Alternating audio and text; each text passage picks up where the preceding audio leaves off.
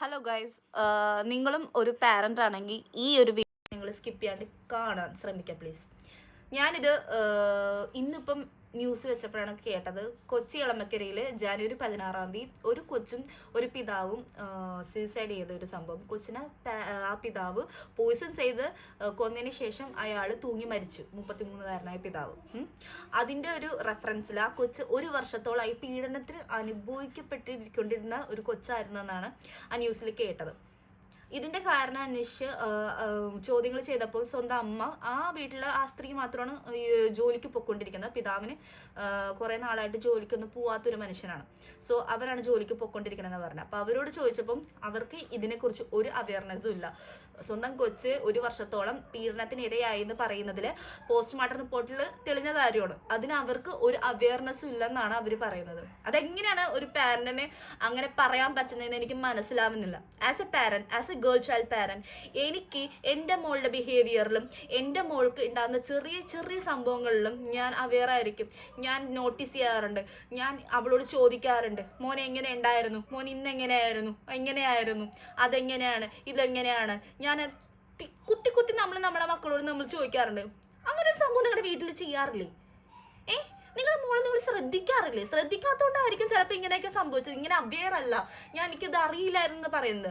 അത് വളരെ ഒരു ബാഡ് പാരന്റിങ് ആയിട്ടാണ് ഞാൻ കണക്കാക്കുന്നത്. എങ്ങനെയാണ് സ്വന്തം കൊച്ചിനെ ജോലി കഴിഞ്ഞ് വീട്ടിൽ വന്നതിന് ശേഷം കൊച്ചിനെ ഇങ്ങനെ നോക്കാണ്ടിരിക്കുക? കൊച്ചിൻ്റെ കാര്യത്തിൽ ഒരു അവെയർ ഇല്ലാണ്ടിരിക്കുക? ആ കൊച്ചിൻ്റെ ബിഹേവിയറിൽ തന്നെ വ്യത്യാസങ്ങൾ ഉണ്ടാവുമല്ലോ. അത് കാണുമ്പോൾ തന്നെ ചിലപ്പോൾ നമുക്ക് മനസ്സിലാവുമല്ലോ. എന്തുകൊണ്ട് നിങ്ങൾക്കത് മനസ്സിലായില്ല? എന്തുവാ നിങ്ങൾ ഈ കൊച്ചിനെ ഈ 6 വയസ്സ് വരെ ആ കൊച്ചിനെ വളർത്തി വെച്ച എന്തുവാ? എനിക്ക് മനസ്സിലാവുന്നില്ല. ഈ കേസിൽ ആ അമ്മയ്ക്ക് ചില കാര്യങ്ങളൊക്കെ അറിയാമെന്നാണ് എനിക്ക് തോന്നുന്നത്. അല്ലെങ്കിൽ അവർ ആ കൊച്ചിനെ നോക്കാറും കൂടി ഇല്ലാത്തൊരു അമ്മയായിരിക്കണം ഇങ്ങനെ അവെയർ ഇല്ലെന്ന് പറയുന്നെങ്കിൽ. വളരെ വളരെ സേഫായിട്ടാണ് നമ്മൾ ആൺമക്കളായാലും പെൺമക്കളായാലും ഇന്നത്തെ കാലത്ത് നമ്മുടെ മക്കളെ നമ്മൾ നോക്കേണ്ടത്. ആ ഒരു കാലത്ത് ഒരമ്മയ്ക്ക് ഇങ്ങനെ ജസ്റ്റ് എനിക്ക് അറിയില്ലായിരുന്നു, എൻ്റെ മോളിങ്ങനെ ഇങ്ങനെ അനുഭവിച്ചിട്ടുണ്ടായിരുന്നുള്ളൊരു അവെയർ എനിക്കില്ലായിരുന്നെന്ന് പറയുന്നത് വളരെ പത്തറ്റിക് ആയിട്ടുള്ളൊരു കാര്യമാണ്. മരിക്കുന്നതിന് 1 മണിക്കൂർ മുമ്പും ആ കൊച്ച് പീഡനത്തിന് ഇരയായിട്ടുണ്ടായിരുന്നെന്നാണ് പറഞ്ഞത് പോസ്റ്റ്മോർട്ടം റിപ്പോർട്ടിൽ.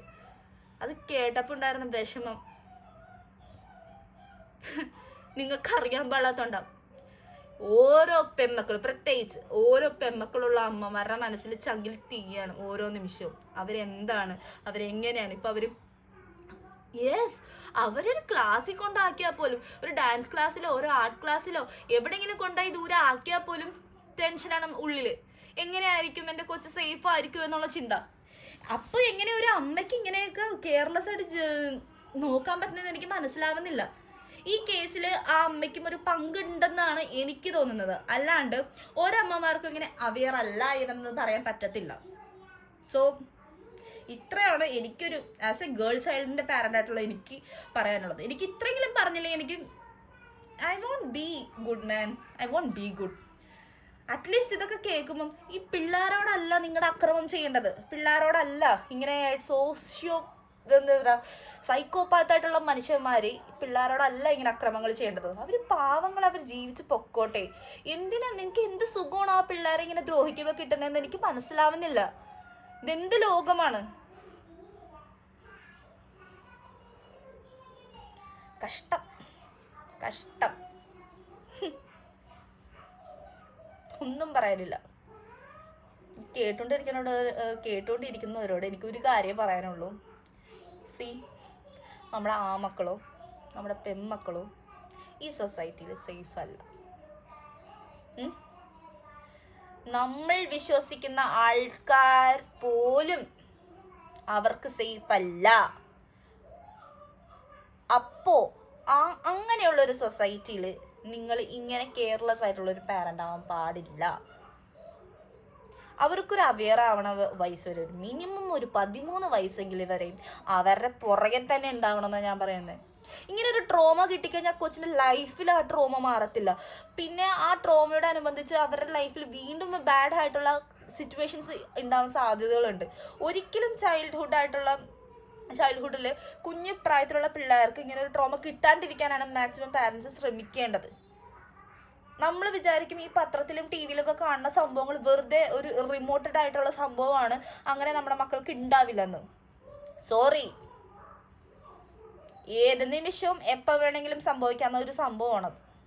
അത് നിങ്ങൾ നിങ്ങളുടെ മക്കളെ സൂക്ഷിച്ചാൽ മാത്രമേ ഇന്നത്തെ കാലത്ത് അവർ സേഫായിട്ടൊരു ചൈൽഡ്ഹുഡ് കഴിഞ്ഞ് അവർക്കൊരു പക്വത എത്തുന്ന ഒരു സമയം വരെ അവർ മൂവ് ഓൺ ചെയ്യത്തുള്ളൂ.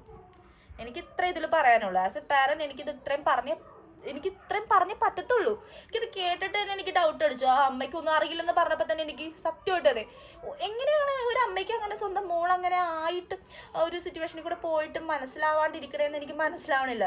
അല്ലെങ്കിൽ ഇനി അവരെ മനസ്സിലാക്കാണ്ടിരിക്കുന്നതാണ്, അല്ലെങ്കിൽ ഇനി അവർ പറയാണ്ടിരിക്കുന്നതാണ്. Very bad.